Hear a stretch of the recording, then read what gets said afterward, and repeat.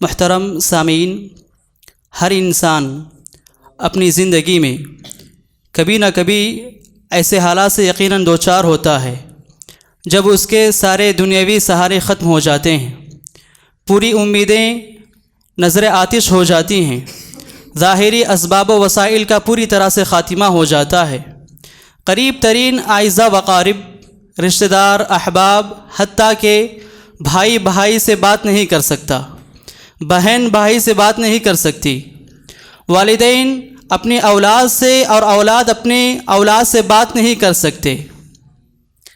جب انسان کے پاس سب کچھ ہونے کے باوجود انسان اپنے اندر گھٹن، تنہائی، بے بسی اور بے کسی کا شکار ہو جاتا ہے، تب انسان کے اندر سے ایک آواز اٹھتی ہے تو کہ ایک دروازہ کھلا ہے، ایک در ابھی بھی کھلا ہے جہاں انسان اپنی پریشانیوں، اپنے رنج و غم، اپنے ٹینشن، اپنے ڈپریشن کی داستان بیان کر سکتا ہے۔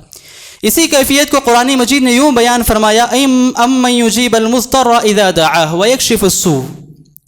کون ہے وہ جو بے قرار اور پریشان حال انسان کی دعا کو سنتا ہے، ویکشف السوء، اور اس کی پریشانیوں اور اس کے رنج و غم کو دور کرتا ہے، ویجعلکم خلفاء الارض االہ مع اللہ، کہ اللہ کے علاوہ کوئی اور ہے جو انسان کے رنج و غم کو دور کر سکتا ہے؟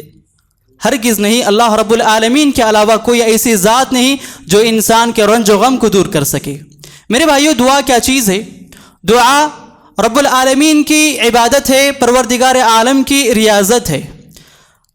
جیسے کہ میں نے ایک روایت پیش کی جس میں رسول اللہ صلی اللہ علیہ وسلم نے بتایا، ان الدعاء هو العبادہ، یقیناً دعا اصل عبادت ہے۔ دعا کو اصل عبادت کیوں کہا گیا؟ وہ اس لیے کہ انسان رب العالمین سے فریاد کرتے ہوئے، دعا کرتے ہوئے جس قدر عاجزی، انکساری کا اظہار کرتا ہے، وہ حالت کسی اور چیز میں نہیں ہوتی۔ اسی لیے دعا کو اصل عبادت، عین عبادت قرار دیا گیا۔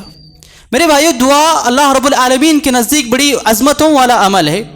رسول اللہ صلی اللہ علیہ وسلم نے ارشاد فرمایا، لیس شیء اکرم علی اللہ من الدعاء، اللہ رب العالمین کے نزدیک دعا سے زیادہ عظمت والا کوئی عمل نہیں ہے۔ اور جو انسان اللہ رب العالمین کے دربار میں ہاتھ اٹھاتا ہے، رب العالمین اس کو کبھی محروم نہیں کرتا۔ ان ربکم حی کریم، فرمایا اللہ کے رسول صلی اللہ علیہ وسلم نے، اے لوگو، تمہارا پروردگار زندہ ہے اور بڑا سخی اور فیاض ہے۔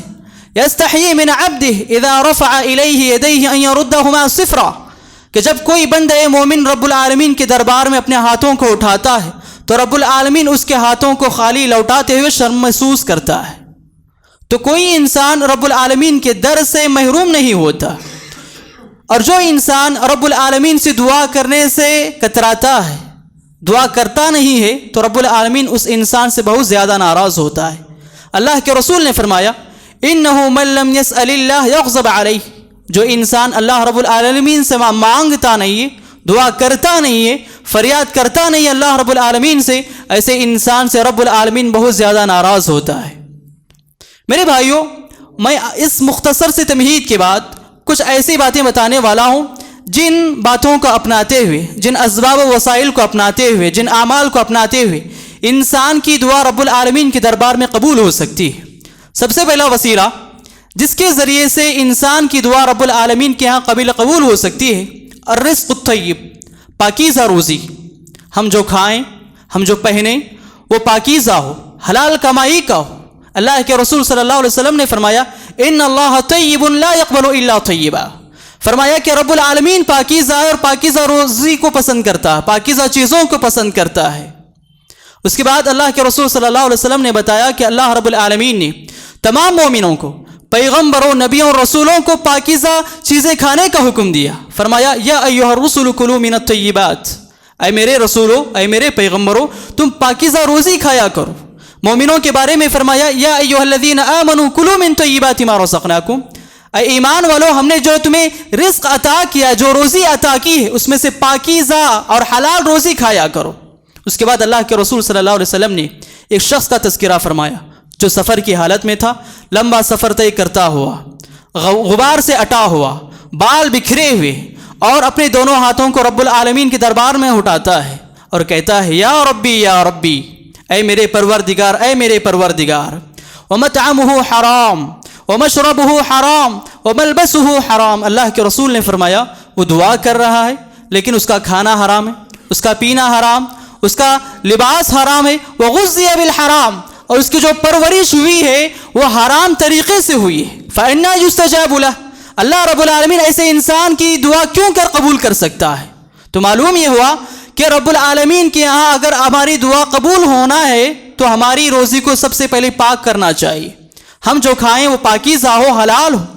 اللہ کے رسول صلی اللہ علیہ وسلم نے ایک صحابی سعد بن ابی وقاص رضی اللہ تعالیٰ عنہ کو نصیحت کرتے ہوئے کہا تھا، اطب مطعمک تکن مستجاب الدعوہ، اے سعد اپنی روزی کو پاکیزہ بناؤ، اپنی روزی کو حلال بناؤ، تم مستجاب الدعوات بن جاؤ گے۔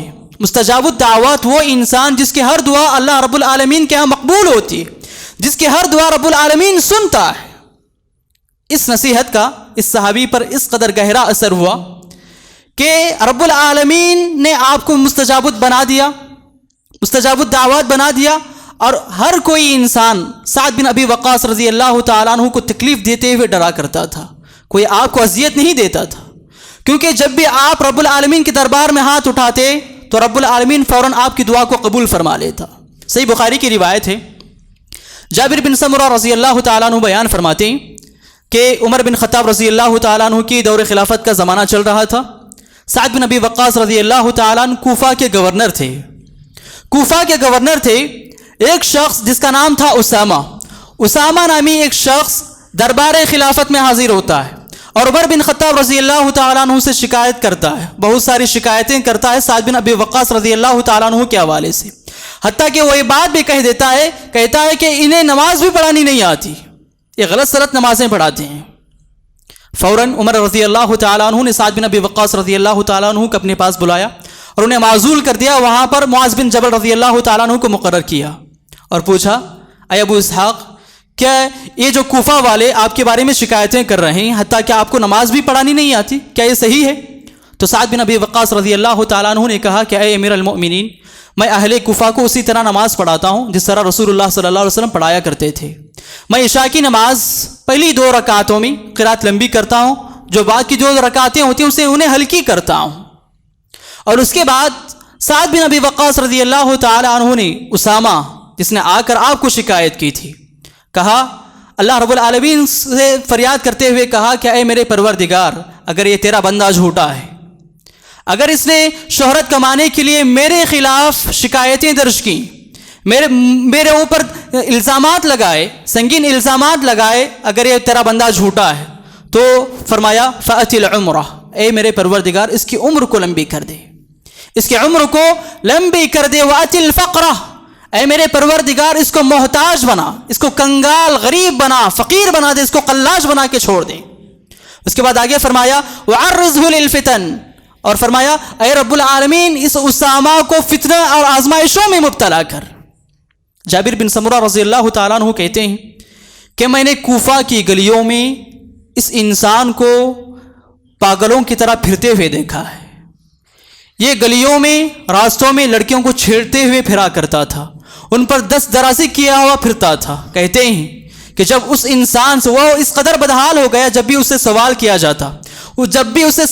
جاتا کہ تجھے کیا ہو گیا، وہ تو کہتا شیخ کبیر مفتون، شیخ کبیر مفتون، میں آزمائش میں مبتلا ہوا انسان ہوں، اصابتنی دعوت السعد، مجھے سعد بن ابی وقاص رضی اللہ تعالیٰ عنہ کی بد دعا لگ چکی ہے۔ میرے بھائیوں، کہنا مقصود کیا ہے؟ کہنا مقصود یہ ہے کہ ہم اپنی روزی کو حلال بنائیں، پاکیزہ بنائیں، تو آپ بھی مستجاب الدعوات بن سکتے ہیں۔ شرط یہ ہے کہ جو دعا کی جا رہی ہو وہ قرینے کے ساتھ کی جائے، وہ آداب کے ساتھ کی جائے۔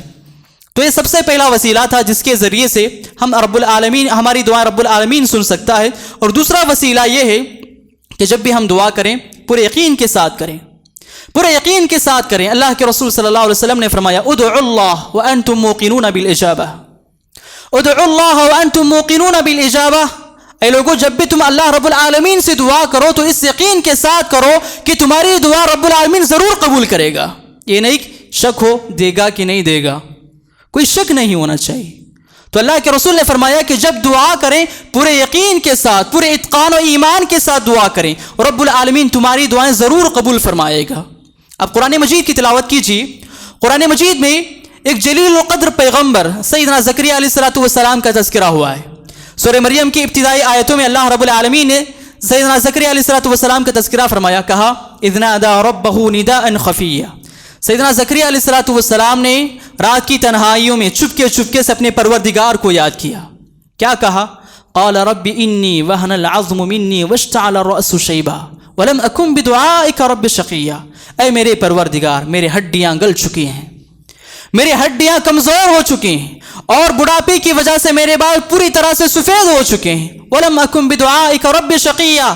اے میرے پروردگار، میں تیرے دربار سے تجھے مانگ کر کبھی محروم نہیں ہوا، میں تجھ سے مانگ کر کبھی خالی ہاتھ نہیں لوٹا۔